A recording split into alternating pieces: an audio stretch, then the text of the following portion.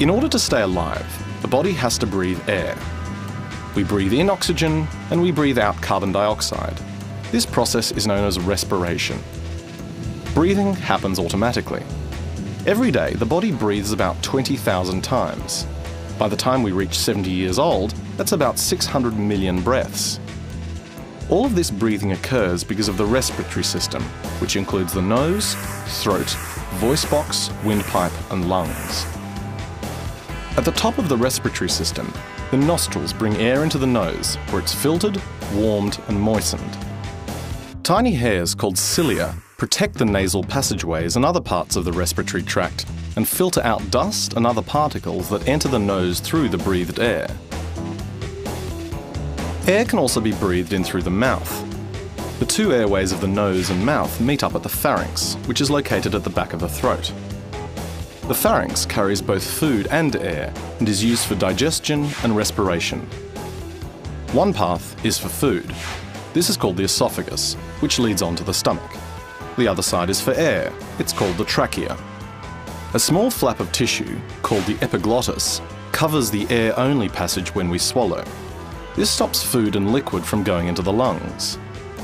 The larynx, or voice box, is located at the top of the trachea, the air-only pipe.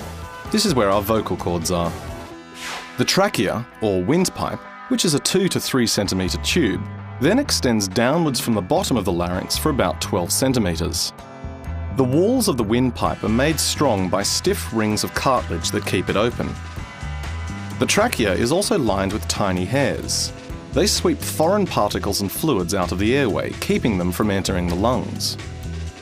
The windpipe divides into two branches, and each one of these enters one of the two lungs of the body.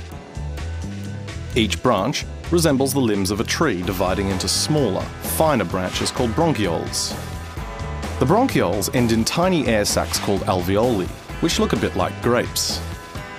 These structures enable fresh air to get to the air sacs, which are surrounded by tiny blood vessels, or capillaries.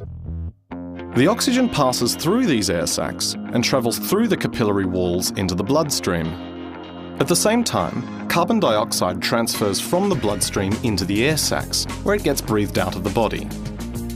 When we exercise, the body needs more oxygen to feed the muscles as they work harder. The body responds by breathing more quickly and deeply.